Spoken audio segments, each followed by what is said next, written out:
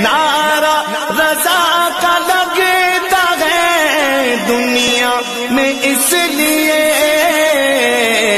کہ احمد رضا کے لب پہ تھا، میرے رضا کے لب پہ تھا نعرہ رسول۔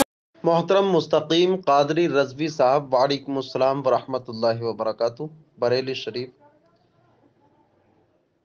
آپ نے سوال کیا کہ وضو کرتے وقت 3 بار سے زیادہ ہاتھ یا پیر دھو سکتے ہیں یا نہیں؟ تو بہرحال اگر ضرورت ہے تو ضرورت کا مسئلہ الگ ہے، لیکن بغیر کسی ضرورت کے 3 بار دھونا یہ سنت ہے، اور سنت کے بعد میں جب ضرورت نہیں تو پھر وہ فضول خرچی ہے، اسراف ہے، پانی کا فضول بہانا ہے۔